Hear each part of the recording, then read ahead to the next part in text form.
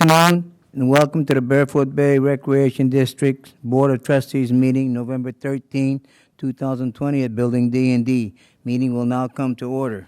As we do before each board meeting, we would like to take a moment of silence to remember all our service personnel, both past and present, who have or are still fighting to protect this great country we live in. Also, let's remember all our veterans, both past and present, and let's remember our Barefoot Bay residents, both past and present. We will follow this with a pledge of allegiance to the flag by Mr. Randy Loveland. Let's now have a moment of silence, please.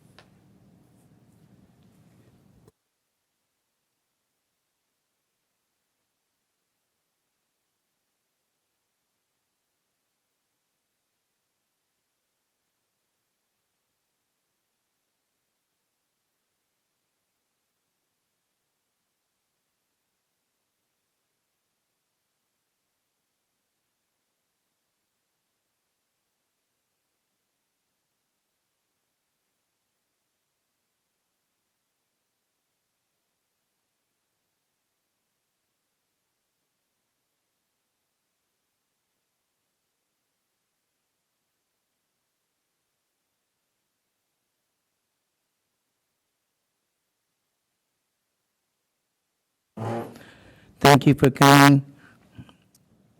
Since we don't have a secretary yet, I will do the roll call. Randy Loveland. Here. Luann Henderson. Here. Joe Klosky present. Mike Mano. Here. Also present is our trustee-elect Jeff Gruno. Also present is John Coffey, district manager. Cliff Rappinger, general counsel, will be here, but he will be late. Stephanie Brown, district clerk. Rich Armington, Residence Relations, Kathy Mendez, Food and Beverage, Matt Getz, Property Service, and Charles Henley, Finance Manager. We do have a quorum. First on the agenda is approval of minutes for October 27. Chair will entertain a motion to accept the minutes. I'll make a motion to accept the minutes. Luann made a motion. Second? Second. Randy. Any question, discussion on the motion? Hearing none. All in favor, please say aye. Aye. Motion passes. Thank you. Mr. Randy Loveland, would you please do the treasury report?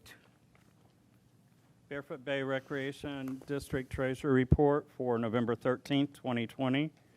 Cash balances in general fund as of 11/5/20, $2,500. Operating cash in banks, MB&T, $1,545,901.03.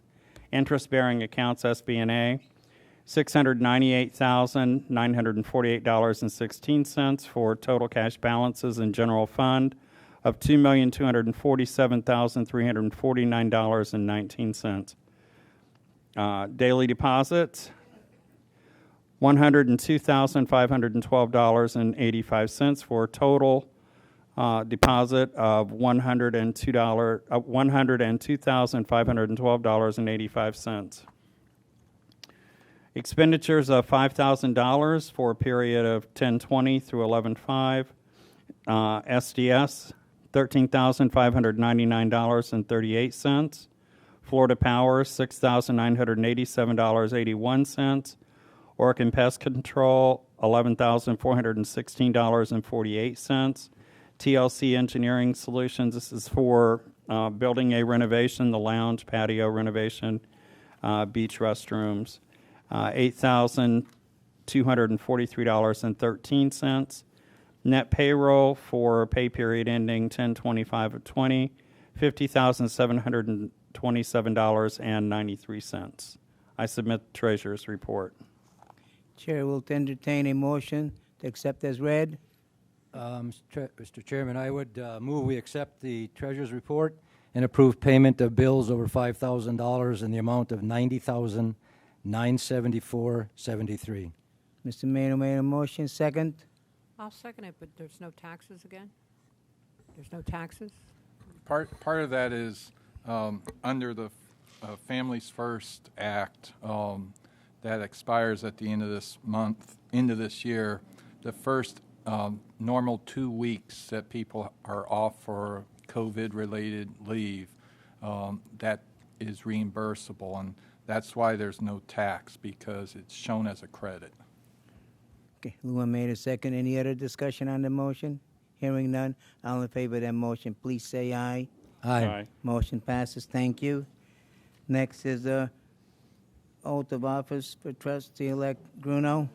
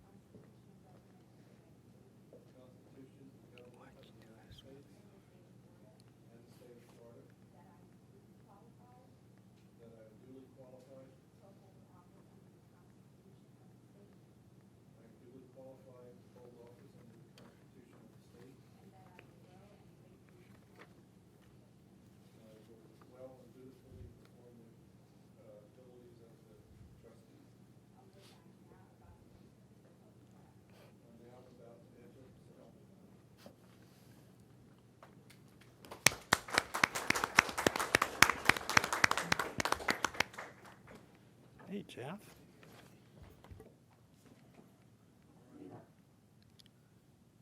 Thank you. Now, the reorganization of the BOT. What it is, since Mr. Bruno has only one more meeting left, if it's okay with the board, we just put him in there as a secretary for that one meeting, because we'll have you guys will have a reorganization of the new board of trustees in the January 1st meeting, if that's okay with the board. That's fine. I'm good. Okay, so, Mr. Bruno, you will be secretary, and then you'll have one more meeting, and then you'll be again reorganizing things. Thank you very much. Welcome aboard. Audience participation. Before you go on, John, one more meeting. go ahead. Maybe we can talk about that later. We only have one meeting in December? One more meeting this year, which will Oh. be in December the 4th. Okay. Okay. John, you have a letter to read? Yes. And then I also have one from the audience participation, which is Jack Reddy, but let him read the. Okay. Go ahead, John. This from Richard Schwatlow, 636 Marlin Circle. For the last 3 months, the board has been addressing the issue of vehicles parked on the road setback of the Bay's recreation property illegally. There are some questions that have been discussed. How wide are the setbacks in questioned areas? How far from the road do towing signs have to be placed? Can we tow from a setback that's controlled by both the Bay and the county? How much will the tow company charge the Bay for the tow and cost of residents to get their cars back? Should we inquire if the police could ticket and tow by the request of the Bay? Our attorney was asked, can the Bay tow off Bay setbacks? He could not give a definitive answer. In my opinion, many of the board's questions over the 3 months could have been answered before this meeting. And would I want to tow a resident's vehicle that could get a tow truck driver, the police, and residents involved if we do not have a definitive opinion from our attorney to move forward on? My reply is, why try to reinvent the wheel? We have past parking issues along road setbacks along Brown, Marlin, and Egret Circle. The solution was a 32-inch high post spaced 7 feet apart along the roadway connected with a plastic-coated rope. Doing this will not involve police towing or upset residents. The board could decide the length and location. At board meeting, a resident asked the board to answer a question. The board is fully able to reply to questions by their own meeting rules. So today, can you respond to my recommendations above and concept of a non-conflict possible solution to the parking issues? Thank you, John. Jack, ready?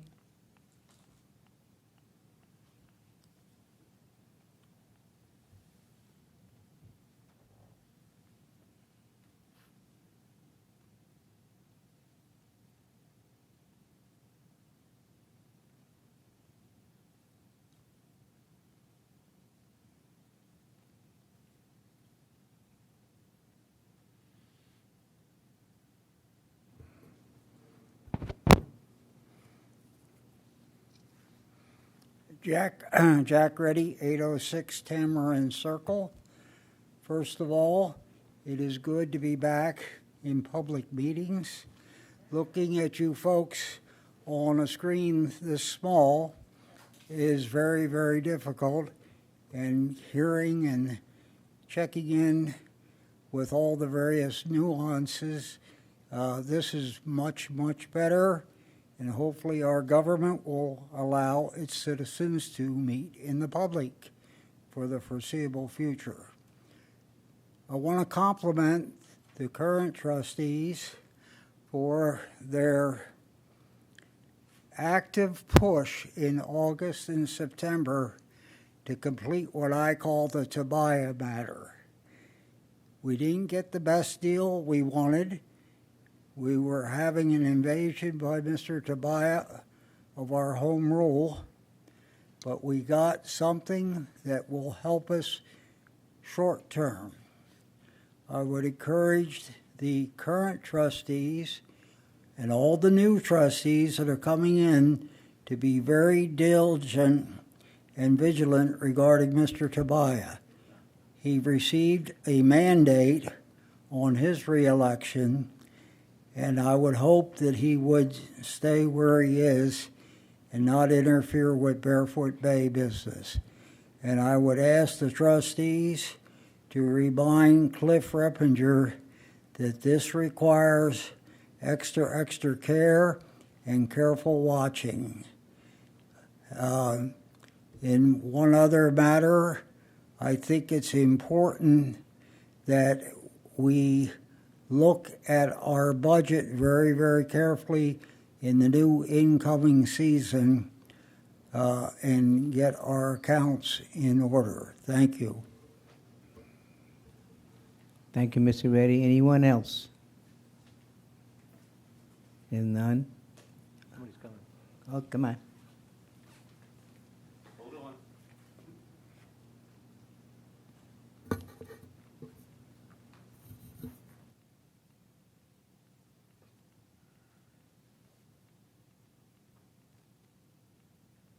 Go ahead. Good afternoon, everyone. Hope everyone's having a great Friday the 13th.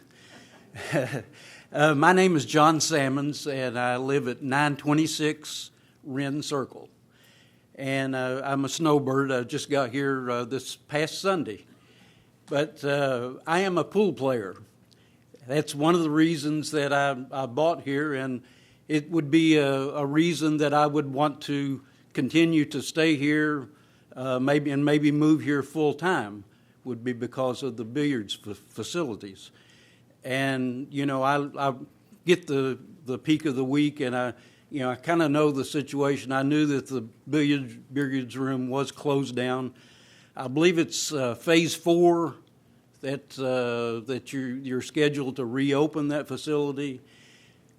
But there's a number of us that play together there in a league. I'm in that men's league, and I just wanted to come before you and offer that our league would be willing to help sanitize that facility and keep it sanitized and organized.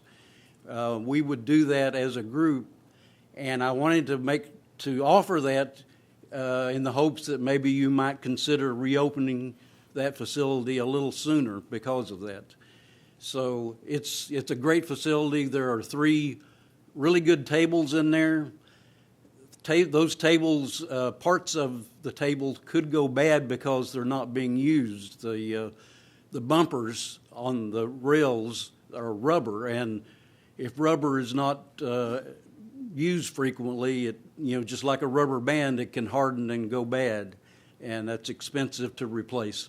So it's just a consideration, and I wanted to let that be known that our club would be willing to help organize and keep the facility sanitized.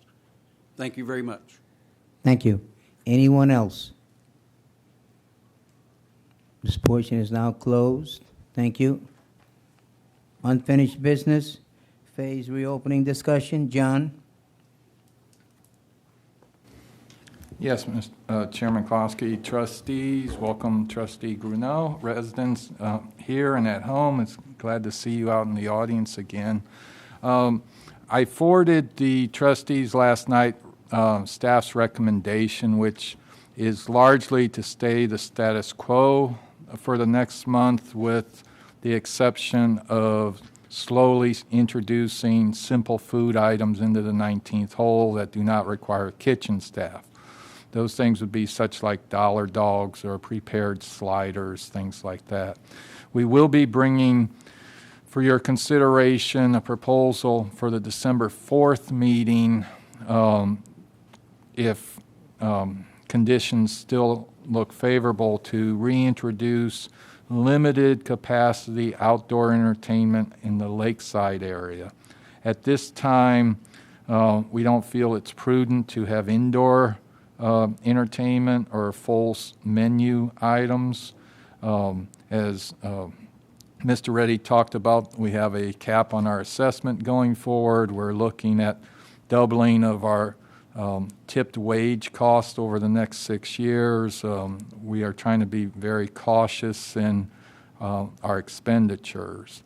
To address the gentleman's question about the pool room, part of the reason we've recommended in the past to keep it closed is just there's a limit to how much we can sanitize things. I appreciate the offer sincerely to help, but my experience is I have a ability to ensure my staff does certain works because certain work a certain way because I have a trigger over them. We can have Mr. Armington talk to them, and he's not always the nice guy when people don't do things right. Volunteers gets a little trickier. It is possible to reopen the pool room. It just puts more temporary staffing requirements. And that goes for anything else that the board would like to talk about. My staff and I are able to answer any questions the board may have of us. Board of Trustees? Anybody got any questions? No, I don't have a question, but I just want to say that You're not on it, to are you on it? open. Put your mic I'm on. It is on. There it is. Hello? Yeah, It- you can hear you. I'll get this right. I only have one more minute. To introduce the finger food or whatever in the 19th hole or something, I don't think we should open up too much. Every time you watch TV, there's 8 million more cases in the country, and we've been doing good, and I think we should leave it sort of status quo. Thank you, Luann. Anyone else? The only question, am I on? The only question I had was I sent it to John. The questions I've been asked of, we have the 19th hole open already. We have the metal tables outside, and people have asked, can't they just have the 2 tables on the porch with only, let's say, 4 chairs at each table?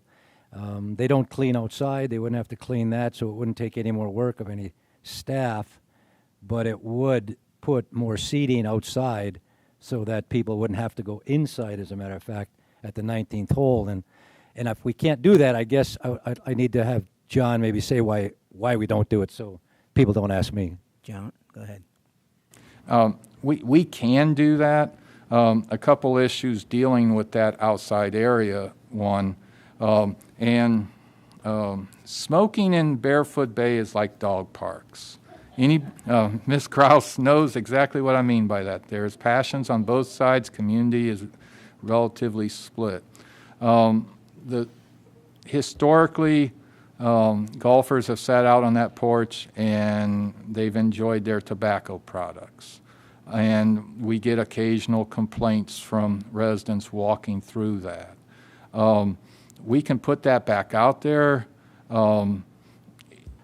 It's not that big a deal. We just were trying to hit a couple birds with one stone of limited seating and trying to keep smokers away from the doorway. If the board would like us to put those tables and chairs back, we can. Well, I guess my, not arguing for or against, but I guess my point is we didn't take the tables away because of smoking. We took the tables away because of COVID. And so we planned to put the tables back. That was, at least I would hope we're going to, because a lot of people like to sit there. And I would rather really, I play golf. I don't stay around the group when they finish. I stay away from them, and I don't go into the 19th hole yet. I'm one of those people who are extra careful. But I would much rather see people staying outside and just ordering their drinks inside like they do now and then walk back out, rather than having these people inside. So if there's no good reason why we don't put tables there, I just don't see why we don't put them back up. We have the tables outside now. We're the metal ones. We have the 19th hole open. They can go inside. You simply put tables out and more people will stay outside. I don't know how the rest of the board would feel. I've talked to Kathy about this. We can put the tables back out. The thing for the folks who've been away, the guidelines we prepared those many months ago, and in hindsight, we may have done them differently if we'd done them recently. I think it's a reasonable approach to put the tables back there. Anyone else? I have to agree with Luann. I think staying the course is a better way to go now. I think there's another dynamic we need to think about is in March, all our COVID went north. And now we're in November, and all their COVID is coming south. And so for the next month or so, we might want to be extra cautious as somebody comes in from Chicago, then goes to the lounge. They brought it in from Chicago. So I think we should be a little bit more vigilant on that. I'm good with the tables, Mike. I think it's a good idea. It's outside. Yeah. And one other comment, Randy, before you go. I also agree completely with you, unfortunately, to the gentleman out there about the pool room. Again, my point is trying to keep people out of rooms and keep them outside rather than having them even go in. So that pool room, someone else asked me about that, sent me a letter, and I even went to look at it, and it's just so small in that in the space.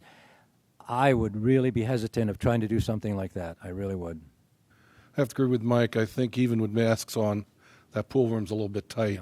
You got 12 people in there. I mean, if you went with the N95 masks, that might work, but that room is small. Yeah. Randy? Well, I think the staff has been moving at the appropriate pace on this whole COVID thing. And again, I'm going to say we cannot be responsible for the health of our residents, of how they behave with their health, but we can be responsible with how we behave with the facilities. So I think that we are operating the facilities in a go forward, and we are getting them open as quickly as we can. One thing I do think that we need to look at, and that would apply to the gentleman to Mr. Simmons with the pool room, we need to figure out how we're going to open these things on a go forward basis, but we also need to figure out what our process and procedures are going to be on a continual basis. Because quite honestly, this COVID, I do not believe in my heart of hearts is going to go away anytime soon. And since it's not going to go away, and we do need to keep moving forward, and we do need to press forward with opening, we need to figure out what our limitations are, how we're going to sanitize. Do we have the right staff for sanitizing? Are the pool rooms big enough to support the number of tables that we have in there? Maybe it's a matter of we can only have one pool table in there, and rather than, what do we have, two? And so, I think that we need to look at what our new normal is going to look like, as opposed to how do we get it back to everybody coming in mass. Thank you.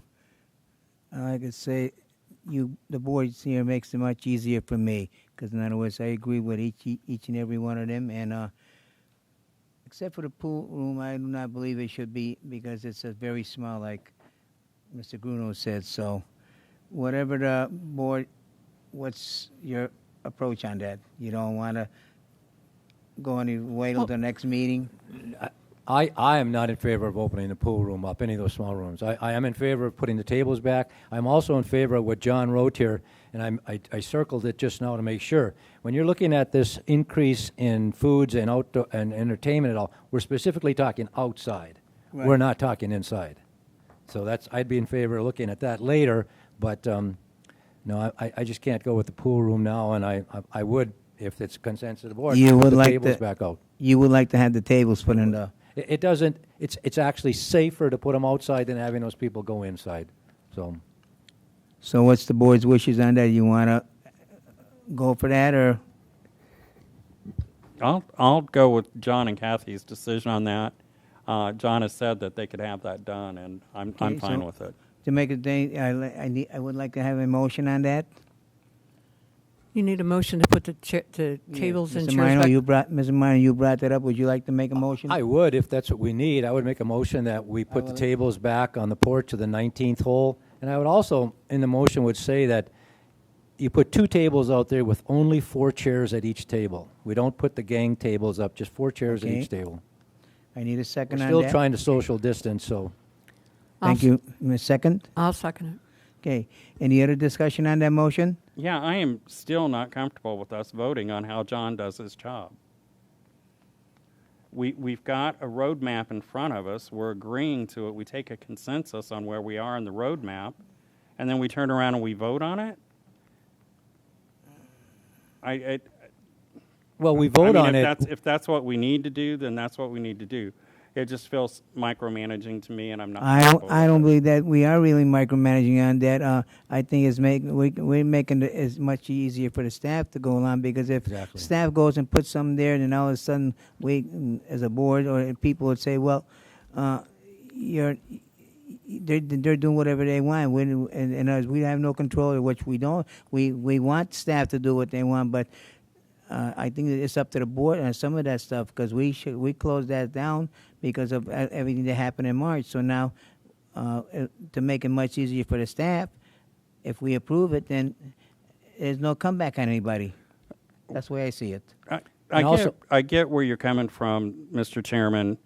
However, I also want to caution us in micromanaging. And we did take a vote. We took a vote to have John be a manager. That's John's responsibility on what his staff does. Now, if his staff starts putting stuff out and homeowners go, they do what they want to do. No, that's not true. They do what John directs them to do. And their issue needs to go to John. We have told John, do your job. We just took a consensus and said, can you put those seats out there? John said yes. I just don't think that, I think that when we start muddying these waters with all of these needless votes, it's really doesn't do anything for John, and I don't think it says much about our confidence in him to manage his staff the way that we've directed him to. I don't care if we have a motion on this kind of an issue, but I disagree with you on one thing, and that is when we approve a plan as the BOT, and 8 months wait later, we look at that plan as we go forward and we say, you know, we really didn't need to do this part in the plan, or, you know, we're at this point now, this really makes no sense now, so we could change that. That is up to us then to say, let's change that. Now, whether you use a motion or not, that's not micromanaging. That's simply going back and saying, we already opened the 19th hole up. We have people sitting outside at tables. By the way, there are 2 more tables out there that could be outside and help keeping people from going inside. That's not micromanaging. That's just say, oh, you know, that probably shouldn't have been in that part of the plan. It should have been already moved earlier when we opened the 19th hole. That's not a condemnation of anything the staff does. It's simply looking at it and saying, we approved the plan. Let's adjust the plan now because we're 8 months later. I agree, it doesn't need a motion. I would have been happy to have the board say, yeah, it's a good idea, let's do that. But Well- if it takes a motion to do it, as I was asked, then that's the reason I made the motion. No, I get it. I get why you made the motion. And just for clarification, what the board voted on and approved was a recommendation from the staff, not the plan. The plan was actually designed by the staff, but I just don't think that, because we'll do this every meeting, and it's a long, arduous thing that I think that John and the staff are doing a great job, and I know that you agree with that, Mike. I know you agree that they are doing a great job. So, Well, but I if we believe want to that take votes on this stuff, Mr. Coffey comes and asks us, and in other words, he's telling us what he like to do and this and that, all this. But if we as a board don't agree with it and don't want to see it go further, and because of what's going on and everything, I don't see nothing that we are really micromanaging. I don't believe in that we are micromanaging. But if you guys don't want to take a vote on it, just let the staff do it and put those chairs there themselves. It's up. Well, we already have a motion, Mr. Yes. Chairman, and a second. So, yes, I mean, understand that. So because this is just too much of this. Nobody meant this as micromanaging anything. It was simply why I understand, yes. adjusting our approach to the COVID problem. because Lord knows I know Mr. Coffey and the staff can do a great job, and they have been doing a great job. So, okay, there is a motion and a second. So, Joe, yes. Can I say one more thing? I don't think we're micromanaging either. I think that they're doing a wonderful job, but part of the thing is that people in the Bay believe that he runs this place, that everything he says goes, and that's not really true. And I think this is a perfect example of it. We don't agree with something that has been put forth, and so we're changing it. I don't think it's micromanaging. And exactly, Luann, and we did agree with all of this 8 months ago. And as you go forward, you look at it and say, yeah, we got to adjust that because it really is not needed at this point. So let's try to accommodate some of the residents and do something that really is not going to hurt anyone. If it takes a motion, then so be it. I see this as a change in operations. I don't see this as deviation from any major master plan. The change in ConOps is going to happen sooner or later, depending on what the situation is. I think that John and the staff has presented us a good plan. We used to say in the military, staff it. They gave you a good plan. Make it so. Okay. Any other discussion? All in favor of that motion, please say aye. Aye. Randy? Aye. Okay, motion passed unanimously. Thank you very much. Next is the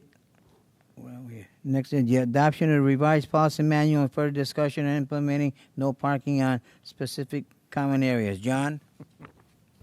Mr. Chairman, this is a follow-up from the last discussion. At the last meeting, the questions were asked about would the Sheriff's Department ticket or tow off of our property, and the response was a negative because they're charged with enforcing laws, and there's no county law that you can't park on Barefoot Bay property. I have identified the areas that were identified at the last meeting and listed them. We have a resolution adopting policy manual, which basically just adds a very short line about where no parking signs will be placed on common areas. Vehicles can be towed at the owner's expense. Approval of the resolution would change the policy manual, adding this. The effective date of that is January 4th. That's not to say without further direction that we're going to run out and put all these signs out. It's just this adoption of the language of the policy manual can be used, and it could not be used. Mr. Reppinger is not here at the moment. I could read the resolution in title only, Yes. if that pleases y'all. Resolution 2020-14, a resolution of the Board of Trustees of Barefoot Bay Recreation District providing for adoption of a revision to the policy manual adopted May 8, 2009, as subsequently amended through September 22nd, 2020, providing for conflicts and providing for an effective date. We recommend that you approve that resolution and instruct staff if all or any of these areas you want the signs placed. Chair will entertain a motion. Mr. Chairman, I would move that we adopt Resolution 2020-14 as presented. I'll second. Any discussion on this motion? Yeah, The only I don't know. I just think this is, we're going to change this. I just don't think it's, you can't do anything about it. I don't think they're going to park there anyway. Well, and it's just I guess useless. I think it's a useless if we put signs or whatever it is like that and give them a whole month of thing, there, maybe it'll work out and everything. But yesterday I watched right by Hawthorne. That's my biggest concern. They drive right through there with the car in the rain and everything, and the guy left a lot of ruts just so he can. And matter of fact, instead of parking the way he used, he's parking further back into our side of the right away. And I'm getting that's just getting. I don't believe I can't see somebody parking there and abusing that, because that to me is abuse, the way they're parking and leaving ruts and everything there. Well, but was he parked on the right of way, or was he parked on Barefoot Bay property? I mean, I think that's the problem. Well, the problem is he was back the way it goes. He was on our. Well, he drove on it, but I mean, did he park on our He shouldn't property? be driving through the whole Well, thing there. you know. That's what I'm. It's up to you, boy. What do you want to do? One of the things is, if we pass this and put the signs out and don't talk to it too much, maybe everybody will think they can't park all these places. So if we eliminate a lot of people from parking on there, it'll be Right, worth it. yeah. It's not that much money, is it, John? I mean, we're talking signs are how much each?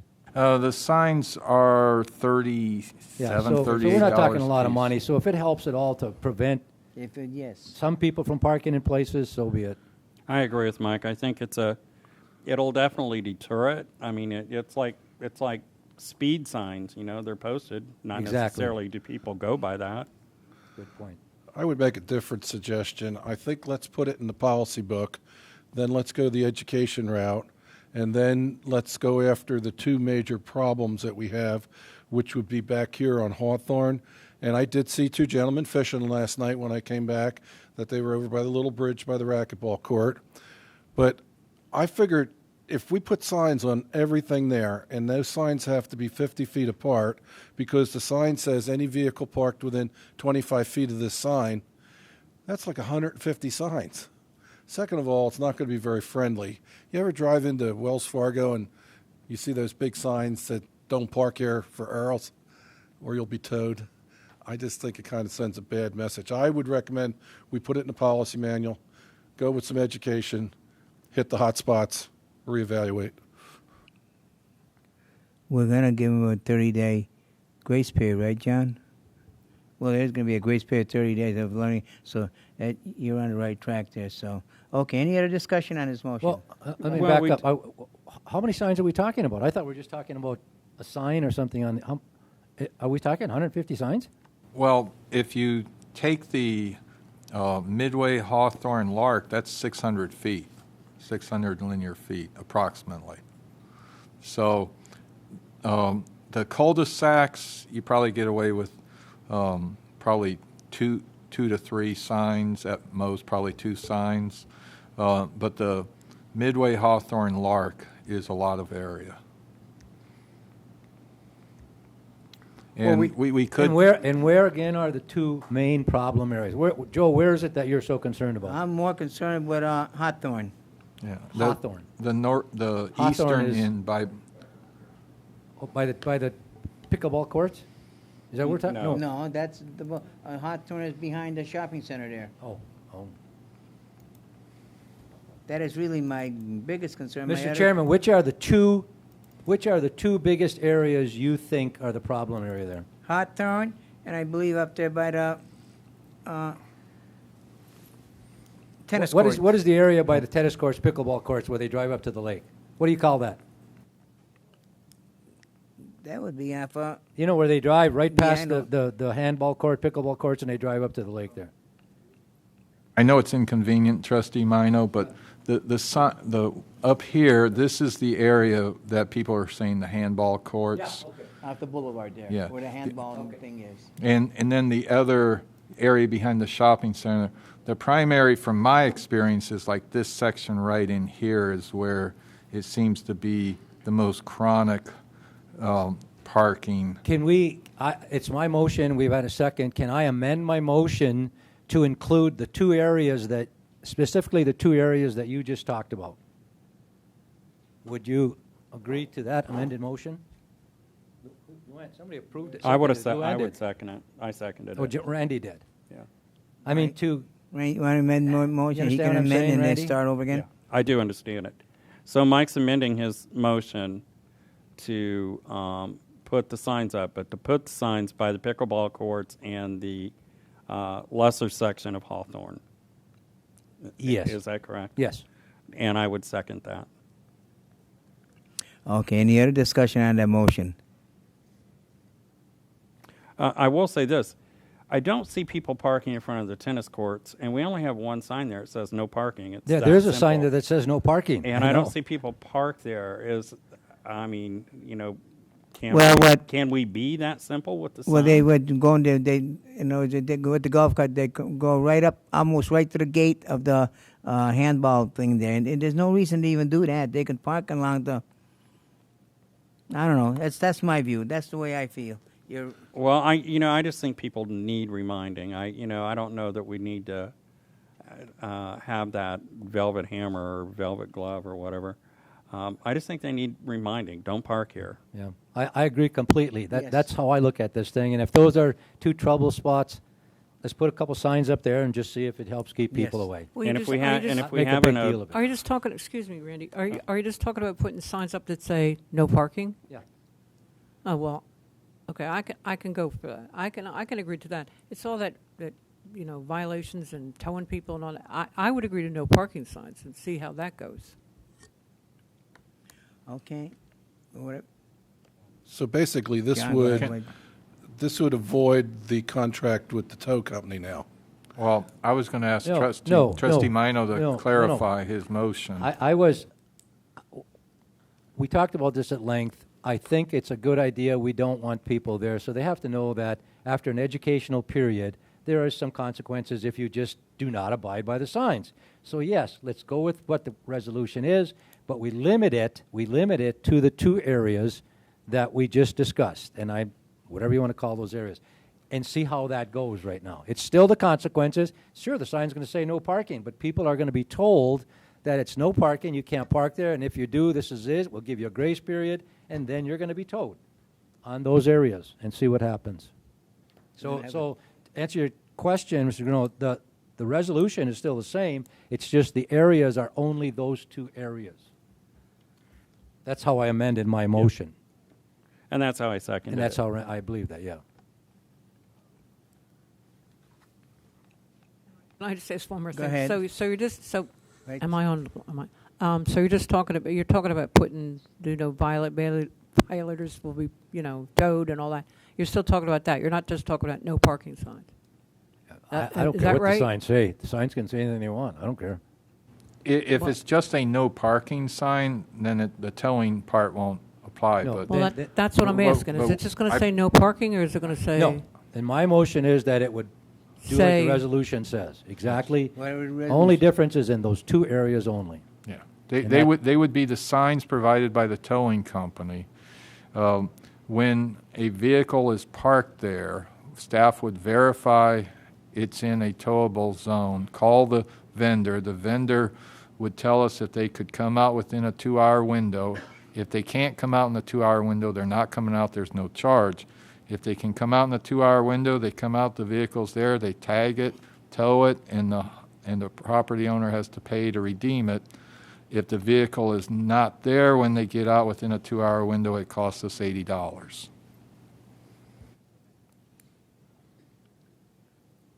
Okay. There is a motion, second. Any other discussion on that motion? Hearing none. All in favor of that motion, please say aye. Aye. Motion passes unanimously. Thank you. You have to call for the nays. Okay. Randy? Aye. Mr. Luann? Mike? Yes. Joe, yes. Motion passes 4-1. Thank you. I didn't realize she was going to go against it.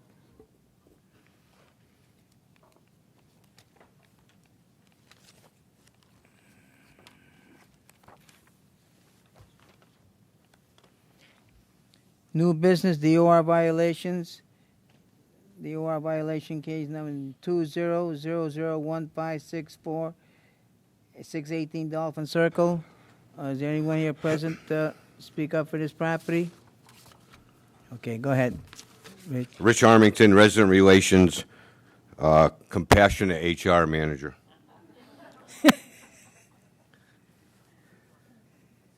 DOR violation would be 20-0015-64618 Dolphin. Violation to Article 3, Section 2A and D, lawn and landscape. First violation occurred on 5/19 of 20.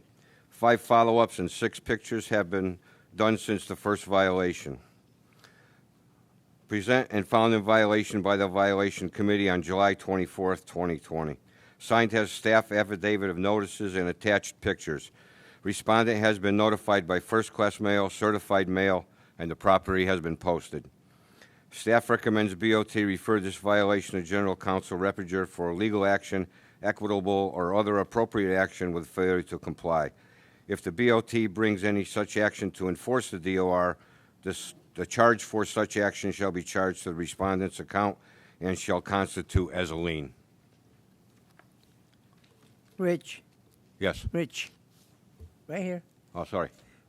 Is that the one that where you and I went and we looked with that tree hanging over the house and everything? Is that the one? We've been to this one. That we have 2 of them. The other one's going to be cut, but this is the one on Dolphin. But you and I did walk in the back of this house, yes. Okay, so that's the one. So And what it's doing is it's ruining the roof of the home that it's hanging over, and it was a complaint by a resident. Okay. Chair will entertain a motion. I make a motion to send it to Cliff. Second. Any discussion on the motion? Hearing none, all in favor of that motion, please say aye. Aye. Aye. Motion passes. Next is DOR violation 20002616-248 Dolphin Circle.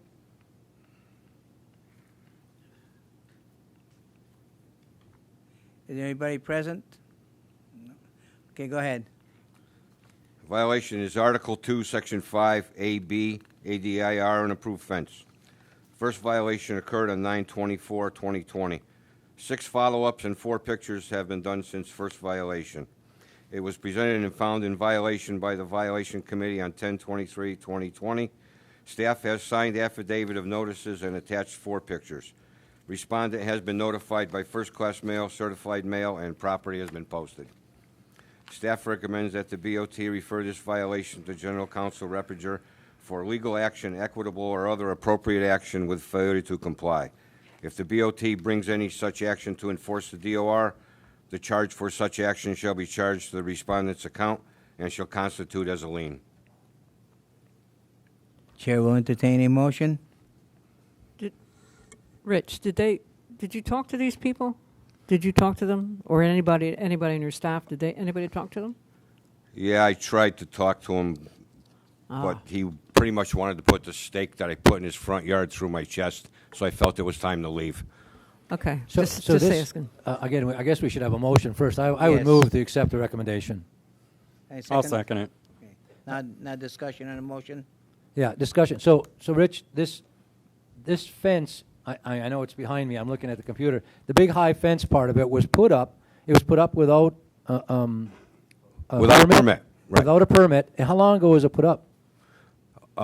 We've been noticing that he put something up, he took it down, and then within a week, he started building this.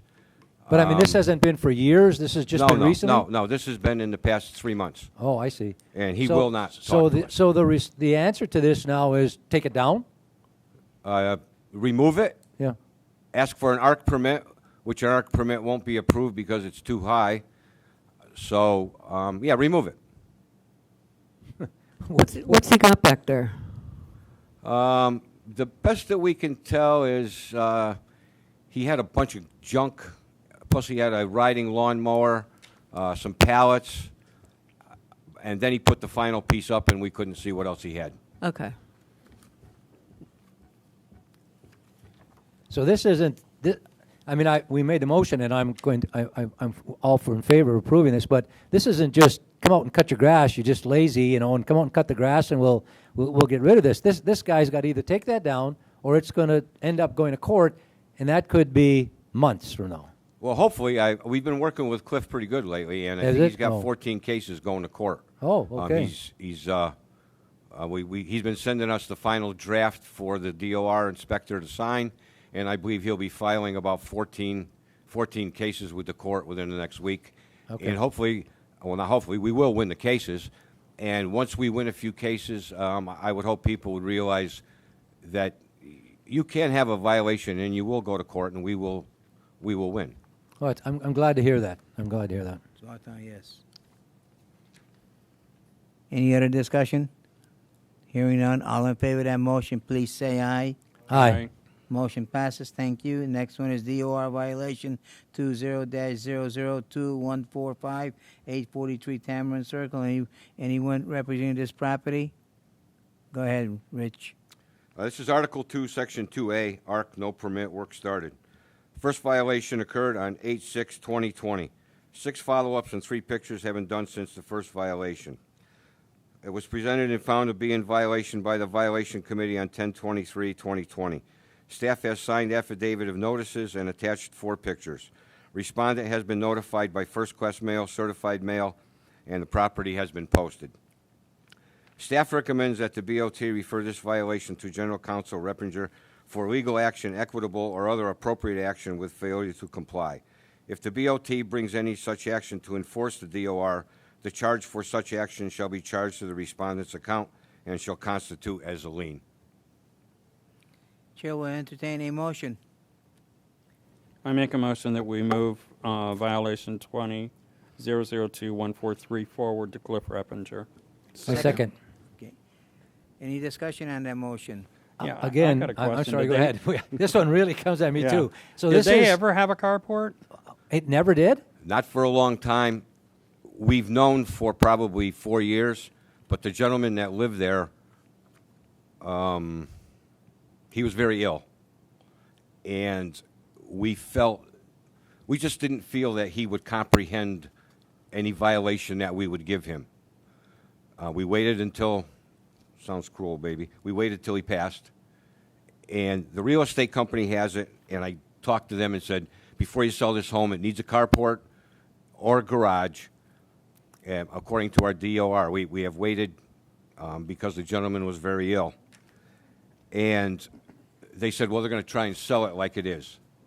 And I said, well, we will notify anybody that's going to buy it with the estoppel that it does need a carport or a garage. So we felt now, during the transition, was the time where all they have to do is take the front off, put a garage door, and they'll be fine. It's not like they have to spend thousands and thousands of dollars, because it does have an opening inside that would facilitate a carport. So they can just take the front of it off and make it into a garage, what they have there? Right. Oh, well.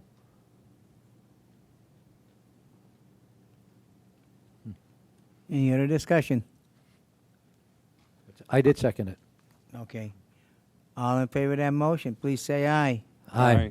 Motion passes. The next one is DOR violation case 20002471-601 Marlin Circle, but they came into compliance. They did come into compliance.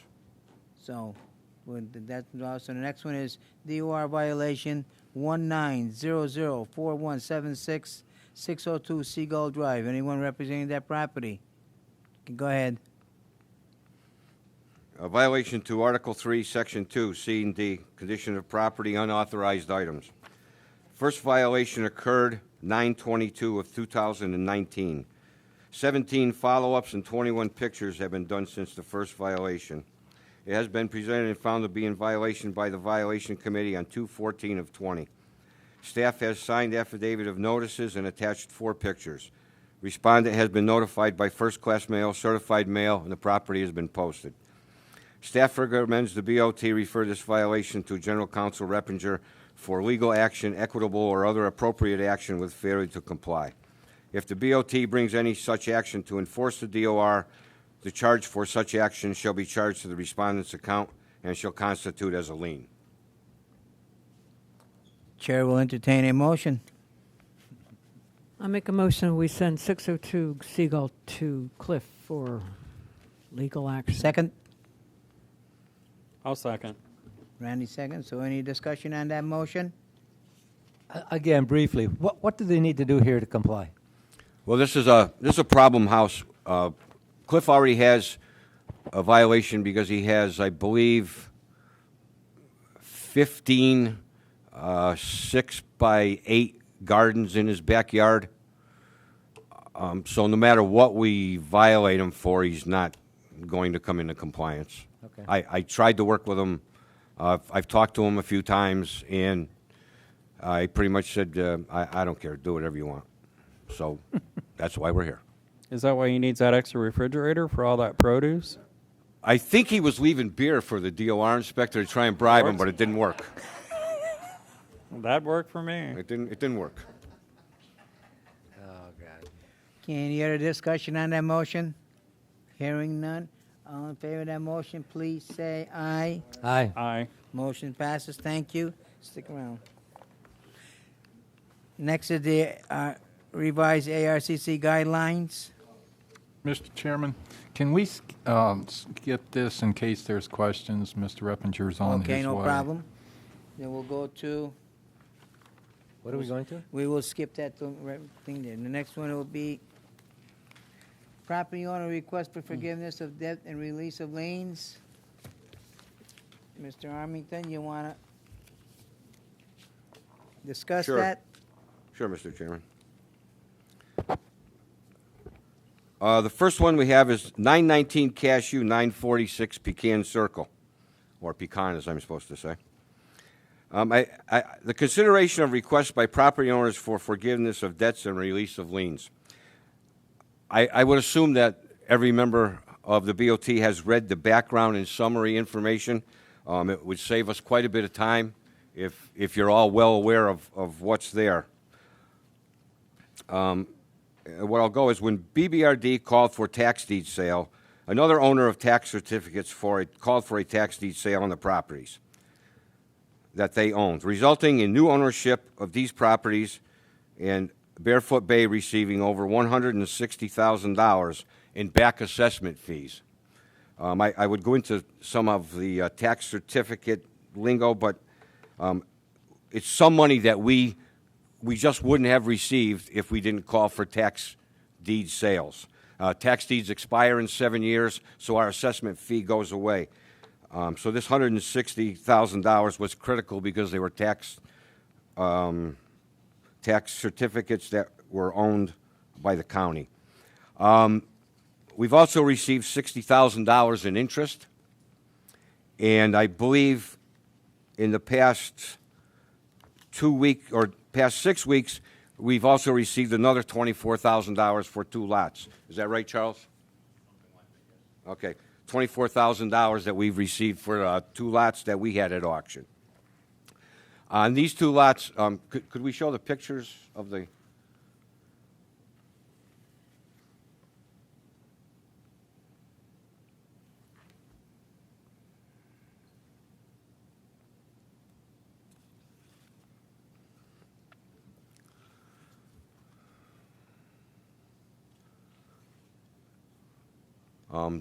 and I'm not sure that the pictures do it justice, but Mr. Barry Southard and Valerie Gallo requested staff to waive the outstanding liens so as to make the property economically feasible for placement of new homes.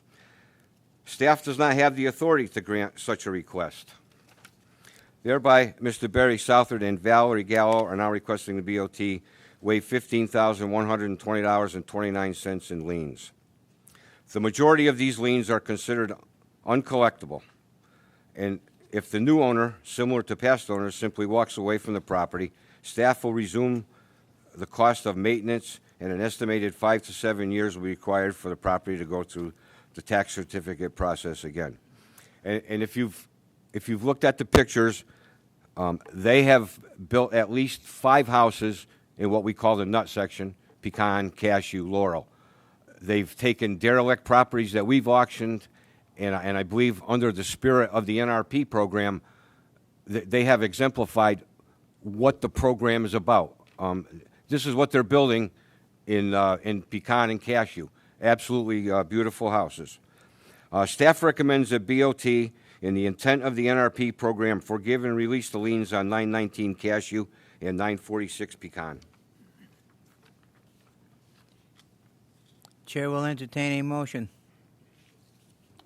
Move we accept the recommendation of staff. second? I'll second it. In other words, if it wasn't, if they didn't buy the properties and they were going to do whatever it is right now, we'd still be liable for everything, grass cutting and everything on that. If they walked away, yeah, we'd be And back walk to away, we'd be back to lose, grass then cutting. we'd be holding things. So, Right. So it's better off just waiving it because we did make some money on them properties and everything. So we didn't make enough money on that. So waiving them, I have no problem with that. And I don't know how the board feels about it, but I have no problem with it. I think, I'm of the opinion that if you just waive these fees, if you just waive the fees, I don't think it sends a good message out. I mean, I'm not saying collect all of it, but maybe, 15 or 20% of it. At least people will know that we're not, pushovers or something. I think we should collect something on it. I guess, so we do not own the property now. The realty. They own the property. We do. They own the property. They own the property. They bought them at tax deed sales. Right. And so again, this is just being naive and not understanding. You said, did we read the information? Yeah, I read it when I got to like the 150th page of all this stuff. But I agree to a certain point with Luann, and my question is, what if we do this? If I understand it right, if we forgive this, it's a lien. If we do that, and then the next house, somebody goes to sell another house that we have liens on it for $5,000, $6,000, $7,000, and they want to sell their house, and all of a sudden the buyer of the house says, "Well, geez, we have to pay that lien too," and they come to us and ask to forgive it. What do we do then? Are we setting a precedent, or are we not? Am I misunderstanding this? You're not setting a precedent with the exception of what the political will of this board is and what the next board is. There's no requirement to, if you forgive the liens in this situation, if Mrs. Smith is selling her house she's lived in for 20 years and she has a lien against it, that we have to forgive that. The two aspects of this that, and I know the dollar amounts stick out, especially the larger ones, but I think the residents need to remember that the dollar amounts largely represent uncollectible money that we would never have seen in the first place. The other thing that goes unspoken about, largely unappreciated, is the amount of time Mr. Getz's folks spend cutting these lots every other week in the summertime that takes away from them working on the small projects that the board puts in the budget.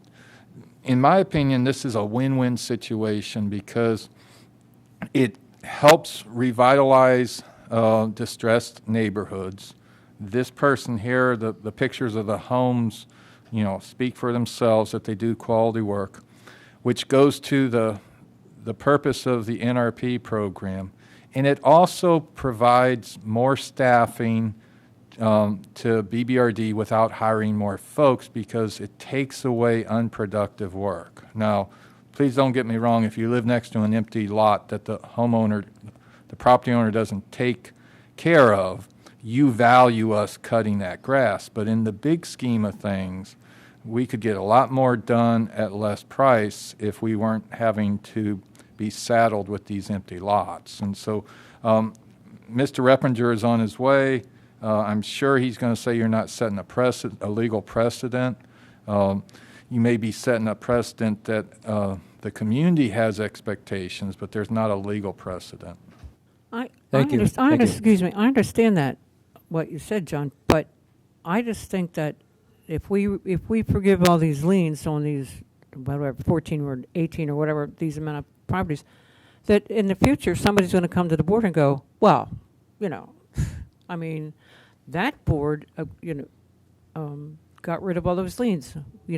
What's wrong with me? Why can't you, forgive my lien? I'm not saying collect it all. I'm saying, 15 or 20%. I mean, just so that they know they have to pay something if they buy property, and they have to know that there's liens on these properties when they buy them. So that's my story. I'm sticking to it. I see this as a three-part thing. The first part, we've got people who have bought this that did not know that these liens were in existence. Is that correct?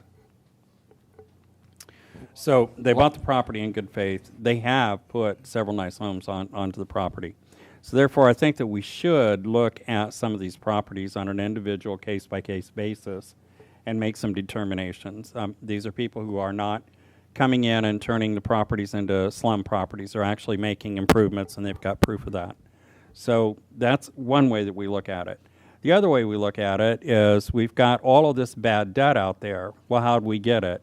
We put it there. The Bay put it there. So if we're creating our own bad debt, and in many businesses, bad debt has some tangible value. Unfortunately, we just throw numbers out there on top of it. So we aren't even really looking at real bad debt. We're looking at some sweat equity and some labor cost for our staff that we paid. That's the second piece to look at. And then the third piece is the piece that Lien brings up is setting maybe not a precedence, but setting a pattern. So I think that we're okay in looking at these on an individual basis. We're not making a blanket statement to say we're going to excuse all of them. But bigger, I think that we need to look at how is it we keep piling on this column we call bad debt. We're creating that. And it does not the optics to the community are going to look very bad. They're going to think that we're really throwing money away. We're not. We're throwing away a column of figures that we have put together. Mm-hmm.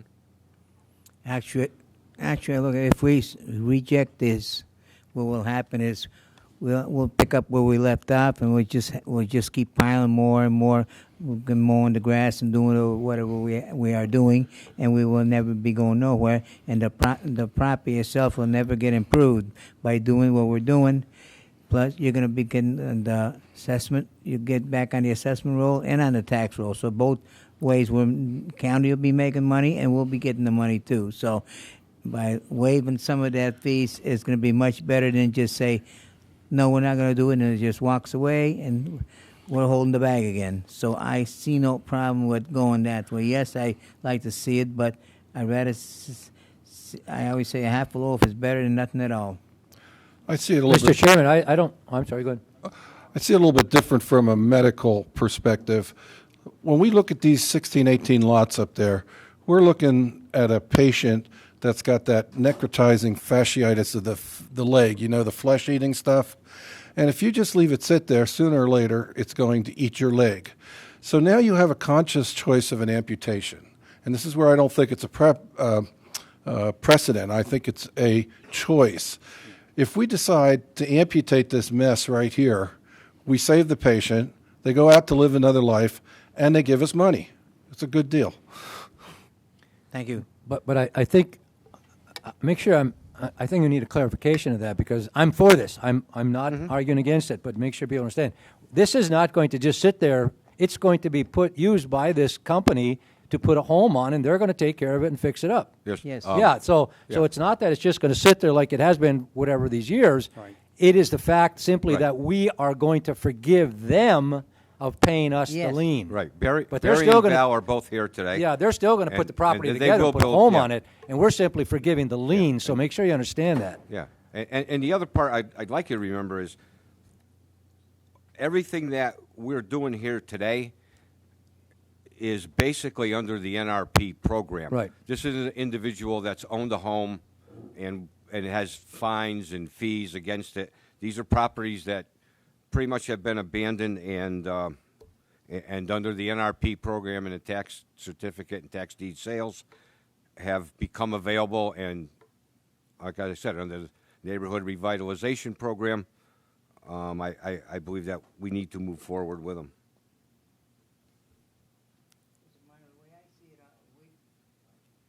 Mike. We're not getting all the money back, but we're getting a majority of it and everything. And like I said, it's going to be an improvement because somebody else will take over, improve the lot, and But build a they- house on it, and like I said, the assessment they'll be on the assessment roll for us, Right. and also for the tax roll. But I'm simply making a point that they're going to do that no matter Yes. what. They're going to do it whether we forgive this or not. They're going to improve the property, and they're going to put a home on it, and they're going to sell it. I'm all for this. I'm simply saying make sure we understand that not approving this doesn't have any effect. They're not going to walk away from the property. They're just going to have to pay the extra money. So I'm for this. I understand that. I'm all for it. For forgiving the lien, yes. Yeah. Mr. Reppinger is on Barefoot Boulevard. If you had any questions, we could pause a few minutes till he I gets will, in. okay, if we want to give a recess of 5 minutes, is that okay? Well, Is that okay? I don't. Do we need? I don't need any I legal don't need- discussion. I don't need I don't- Rappinger I for don't You don't have a need it? problem. Okay. Do we call the motion? Yeah, Okay. I would call the motion. There was a motion made. There was a motion made in a second. Second. So all in favor of that motion, please say aye. Aye. Aye. Motion passes. Thank you. Thank you. Was that unanimous, or? Yeah, That was unanimous, yes. Go ahead.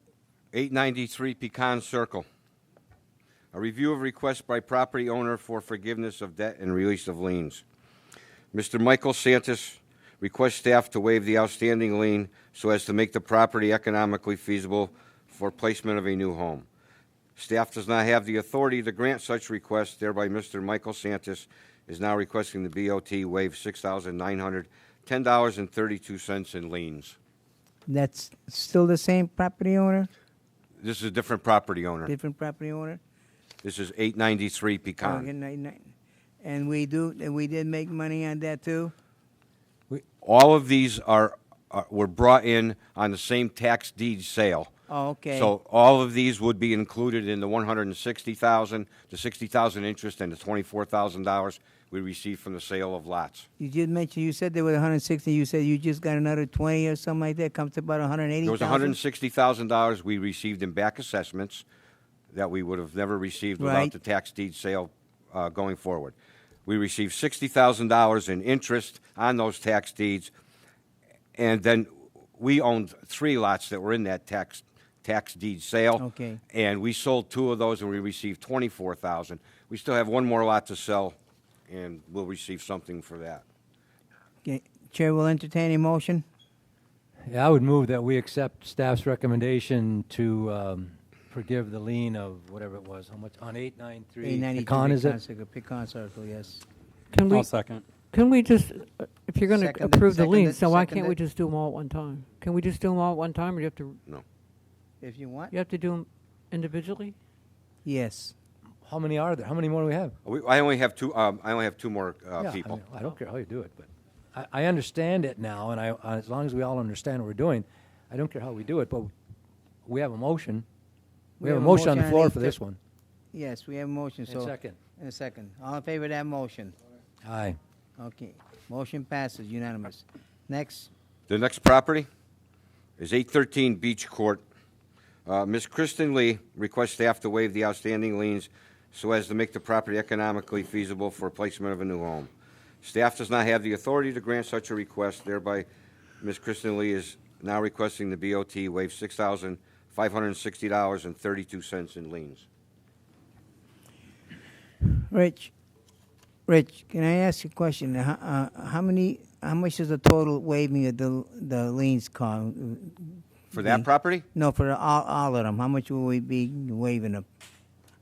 I had it figured and I forgot now myself what it is. I know it will be less than the $160,000 that we received. 15,000 on one, 7 would be 22,000, 28,000, 28 would be 144,000.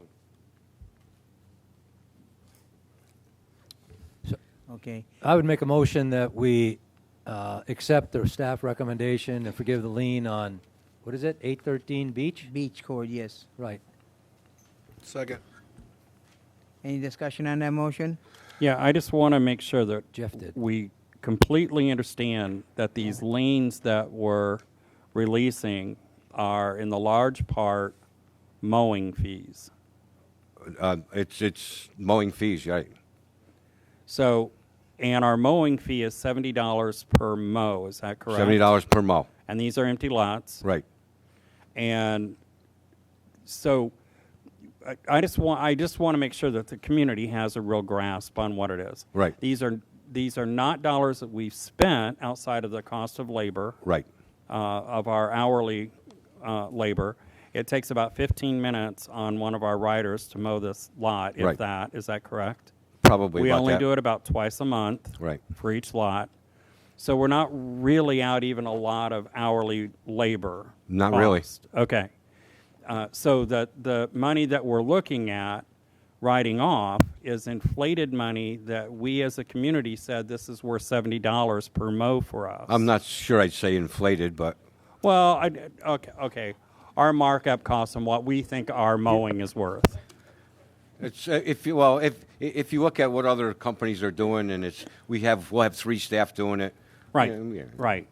But I just want to make sure that the community is aware that we're not spending their money. No, We're not spending money that's being paid in It's not here. where we've gone there, done improvements to a lot or we fix skirting on a home and we have $1,400 or $1,500 involved in it, and we fix the roof Yeah. and we have $2,000 involved in it. There is no material. There's nothing material that we've done on the property Yeah. for costs. Again, this is a vacant, I'm not. They're all vacant it's all- lots. Okay, and again, this, Miss Kristen Lee, whatever, is this a private individual, realtor? That's a private individual. That one is, yes. But this person is going to put a home on that lot. She's to not sell, sure if or- she's going to put a home or she's going to she bought it next to hers, which is a brand new home. Okay. And she's not sure if she's just going to put trees, put something else on it, or build a home. She wasn't positive, so she said, "I'll tell you I'm going to put a home because I don't want to put a home there after not telling you that I was going to." But I'm Okay. not sure. So again, to make sure here, are we in a little bit different water here now than we were when we had a realtor buying these unimproved properties and putting new homes up versus an individual now just wants to do it because they don't want the ugly lot next to them, and they're going to let me finish, and they're Yep. probably going to put some things on to beautify it. Again, I know it's not a legal precedent, but what happens 6 months from now when somebody wants to sell their house, and in order to sell it, the buyer has to pay a lien? I mean, this one is close to that. The only thing I can say on this one here is it's an empty lot, the NRP program, and if she doesn't build across it, we will be collecting 2 fees every year instead of just 1 lot fee. Oh, sure. Okay. All right. So we'll be pulling in our I guess, the point or I was trying to make 798. before is we're getting, and again, I know this is an individual board members, but you two down there better be sitting up tall in the next year when these things come back to the 3 of us, and we have to say no to somebody. I would think if we just keep it with the NRP program in mind, I would hope that the board would see the value in what you're doing today. That's fine. Any other discussion on that motion? Hearing none. All in favor of that motion, please say aye. Aye. Motion made. Go ahead. We now have from Charles Brooks, who I always knew as Buffalo Bill because that's what I saw on their when we had the tax deed sales.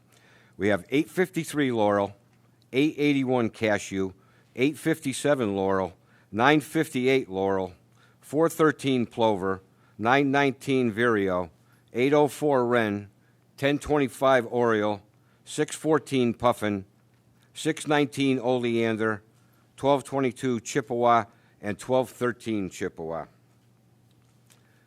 There's 3 representatives from Charles Brooks here today, if you'd like them to come up.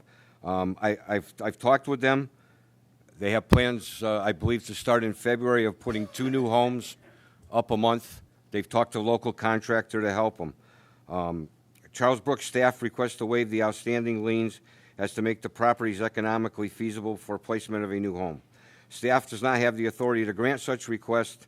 Thereby, Charles Brooks Company is now requesting the BOT waive $116,509.65 in liens. I would make a motion to accept staff recommendation as presented. I'm not going to read the whole thing. Second. Second. Who's made second? Okay, Jeff made second. Any discussion on that motion? Hearing none.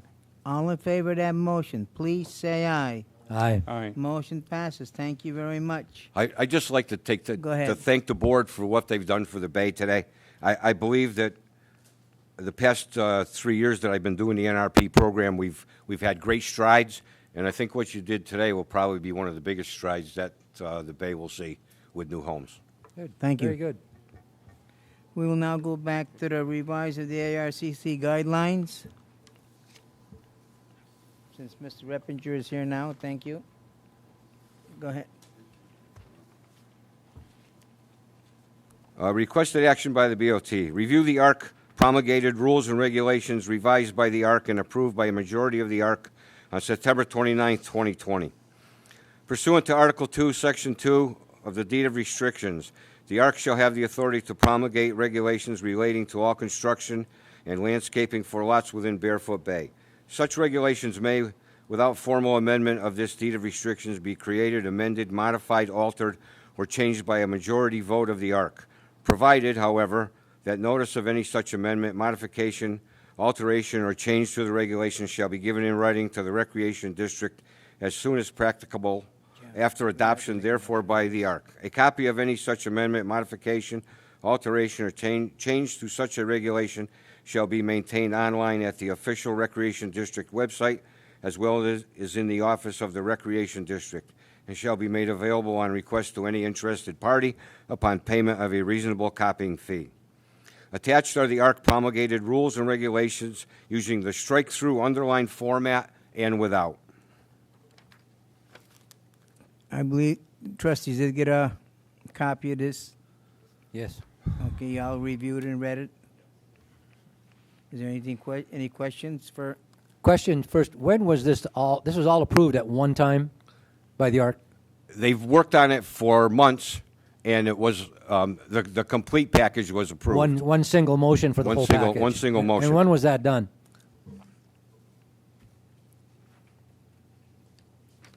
That was just September 29th. Okay, thank you.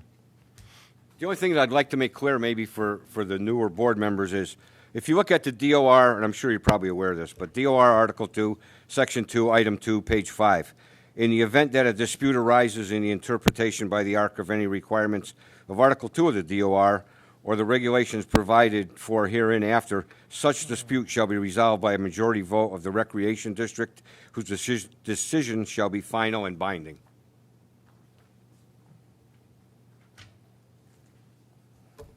There's so many. Again, the only question I have: there's so many changes there all at one time. How long did you think? Do you think they spent how many meetings on this? I would have to think at least 8, Tom? Yeah, At least 8 okay. meetings. Very good. Thank you. Okay. I like the fact that you moved all the footnotes to the back. Yes. any questions for Reppinger on that? I guess no. Okay, we don't have to make a motion on it. It's just an acknowledgement. So thank you.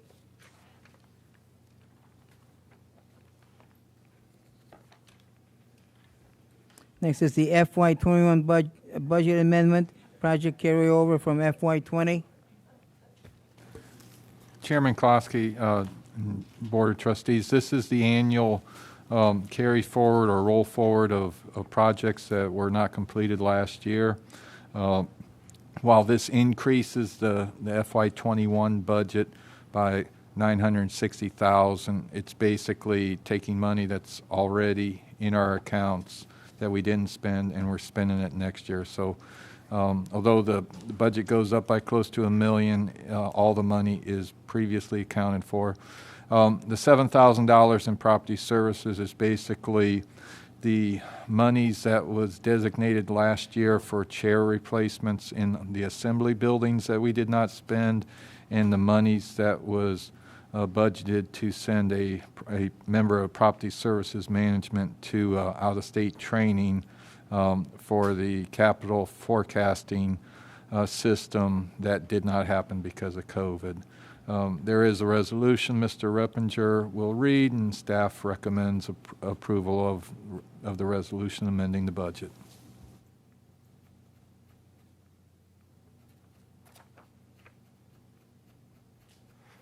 Getting to that. Ready? Resolution 2020-13, a resolution of the Board of Trustees of the Barefoot Bay Recreation District amending Resolution 2020-08, amending the budget. Chair will entertain a motion. I make a motion that we approve the resolution that Mr. Reppinger just read. Randy made a motion. Second. I'll second it. Any discussion on that motion? Hearing none. All in favor of that motion, please say aye. Aye. Aye. Thank you. Next one is replacement truck purchase. John?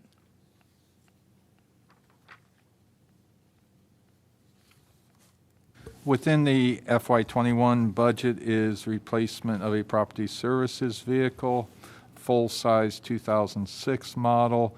In the last several years, we've used the Florida State Contracting Program in lieu of getting multiple quotes. For new residents out in the audience or watching at home, the state of Florida bids out commonly purchased items at one time and then assembles a list of the lowest price bidders who localities could then contract straight with, avoiding the redundancy of asking for multiple bids.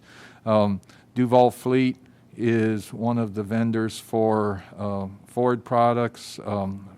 2021 F-150 two-wheel drive regular cab is priced through the state contract at $22,921. We had budgeted $24,500. Staff recommends award a contract to Duval Fleet for a replacement truck in the amount of $22,921. Chair will entertain a motion.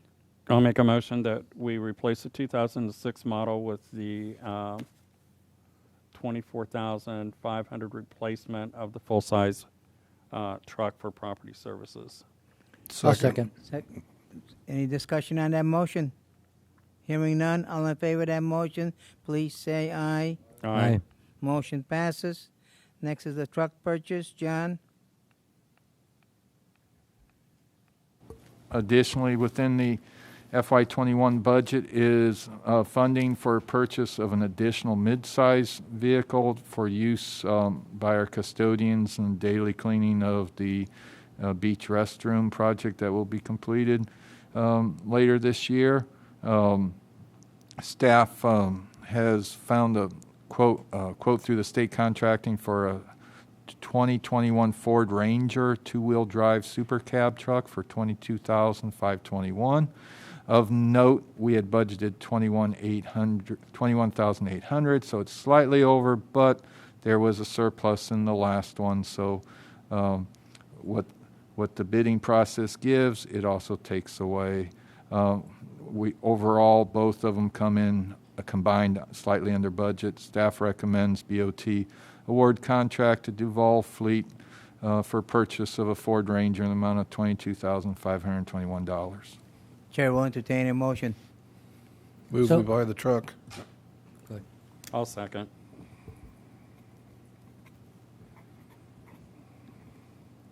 Any discussion on the motion? Hearing none. All in favor of that motion, please say aye. Aye. Motion passes.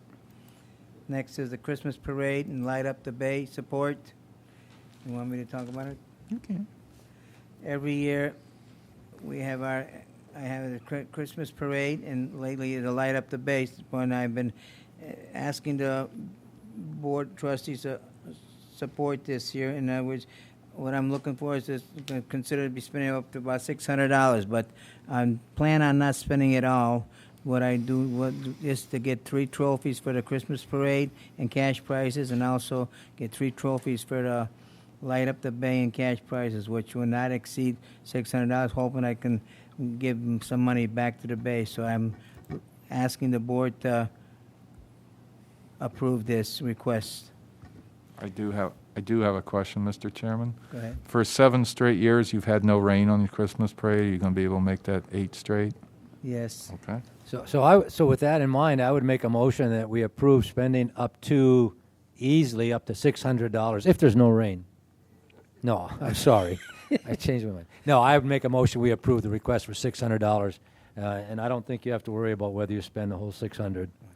I'll Need a second it. I'll Okay. second it. Any Mr. discussion Chairman, on the motion? I just think that's an exorbitant amount of money to spend on your parade.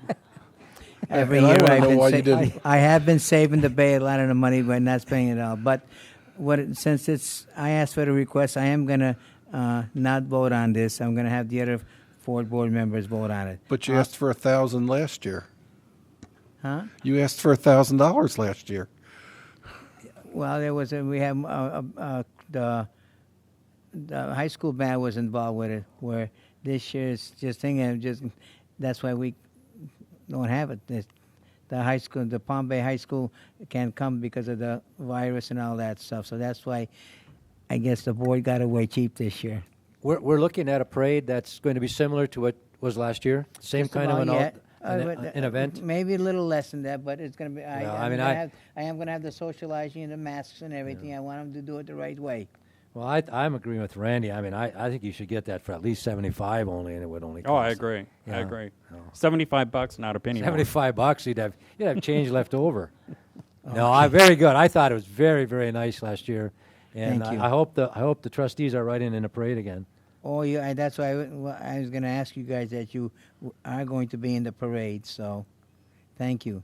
Okay, there is a motion made. A second. All in favor of that motion, please say aye. Aye. Motion passes. Thank you. I did abstain from that. I didn't want to vote on it. Okay, that takes care of that. Now is the manager's report. John?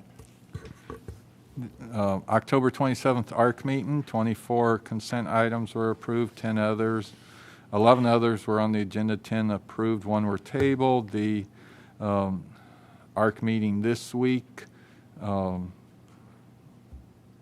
had 17 consent items, and I think I pulled the wrong one up. Just Yes, one you moment. did. My apologies. You need. No, I got it. ARCC Here we go. 17. The ARC meeting of the 13th today, 1 old item extension was denied, 11 were approved, 1 denied, 4 approved, 2 denied others. ARC meeting on the 27th, all consent items were approved, 10 others were approved, 1 tabled. Next one is I have November 10th, and that is wrong. I believe it's 24th. It's 2 weeks from this last Tuesday. 24th. Violation committee meeting. There were 5 cases came into compliance last month, 2 working with DOR, 5 were found in violations. Today there were 5 cases came into compliance before the meeting. I'm sorry, the 23rd. 1 case was working with the home, 5 were found in violations. And the next one was for today. Property services, continuing busy as always. Working with the softball field, completing. Once again, I have John, I pulled- think you have the wrong report. Yeah, You need this. no. You need these? Let me check. I got so excited about the chairman. Oh, okay, I see the problem. I got so excited the chairman promising no rain on the Christmas parade, and nervous knowing how my wife throws candy. Okay, here we go. The ARC meeting. Let's just check. Yes, the ARC meeting on the 27th. 24 consent items were approved. 11 others, 10 were approved, 1 tabled. The one on the 10th, 17 items were approved, 4 other items, 2 approved, 2 tabled, 1 old business approved. Next meeting, the 24th. Violation case today. 16 cases were on the agenda. 5 came into compliance for meeting 3, working with staff. Next one is December 4th. There is no second violation meeting this month. Interesting fact for October, 29 home sales and 45 new homeowners receiving their badges. Now we have a long list of property services, finishing up the softball field renovations, completed the East Trail refreshing of the clay, working on some minor issues at Pool 2, trimmed a lot of trees, put some bollards in to keep folks from driving their golf carts into the miniature golf course, rebuilt and made repairs to benches at the fishing pier, addressed the sinking swans in the lake. They're now back happy.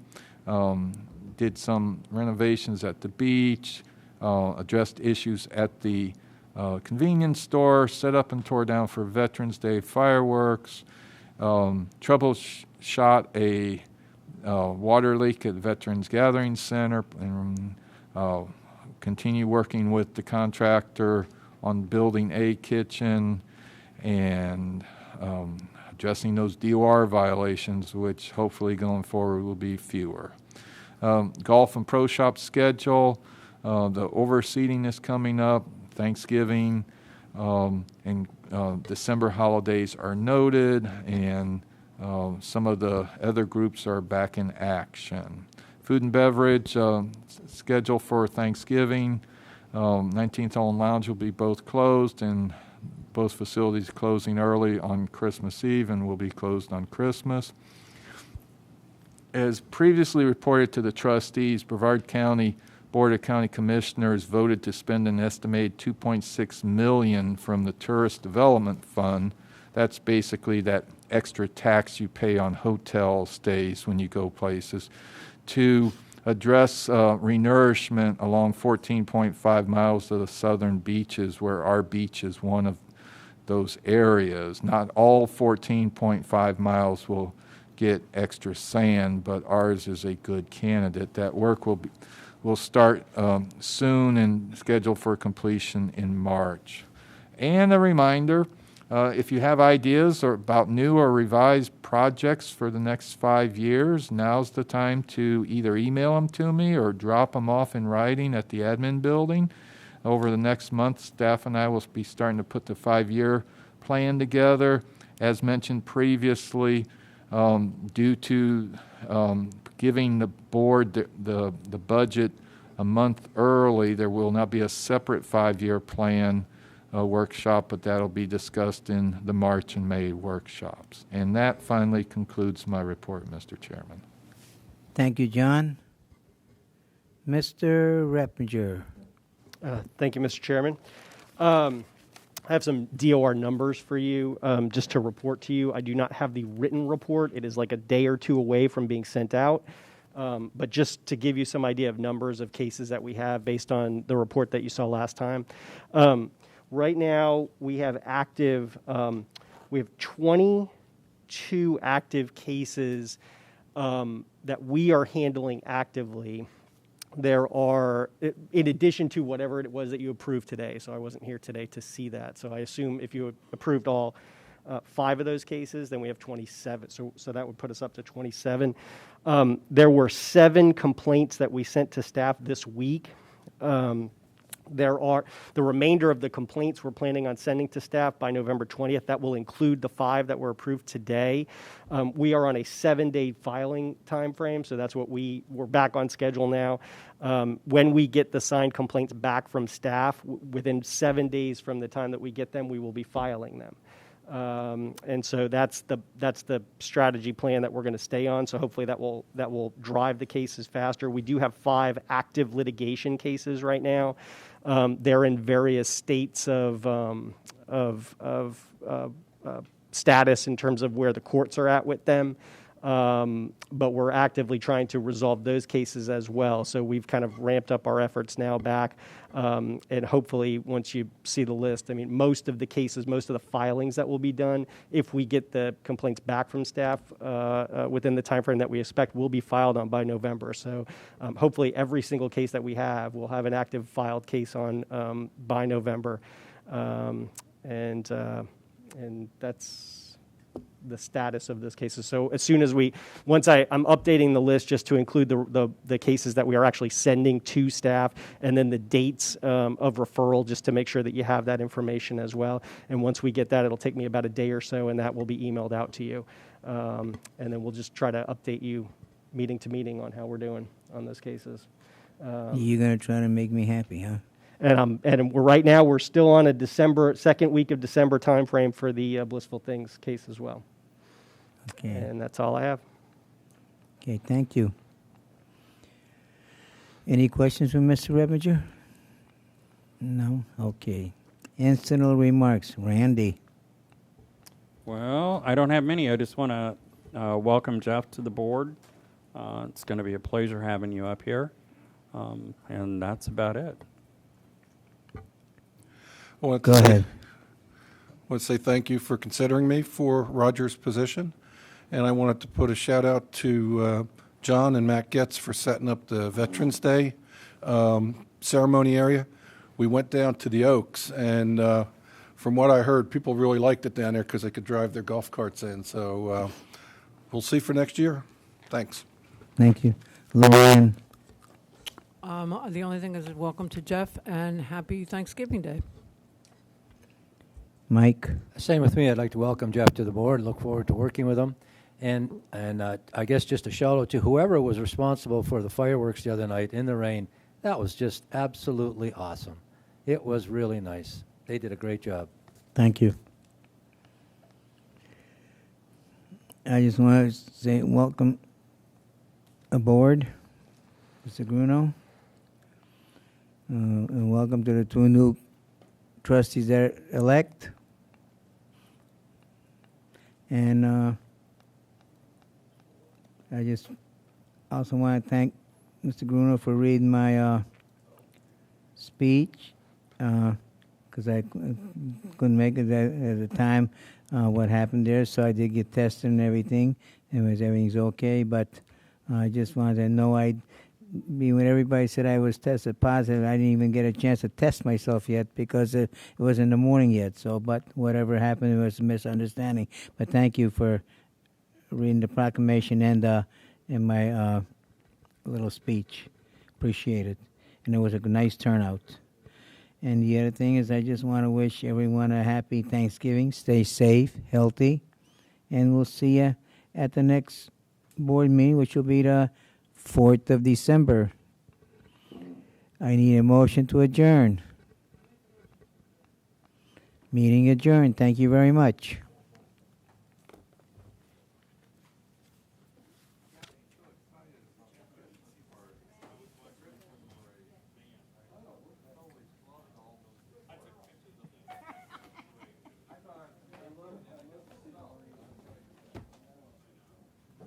Well, I'll be here.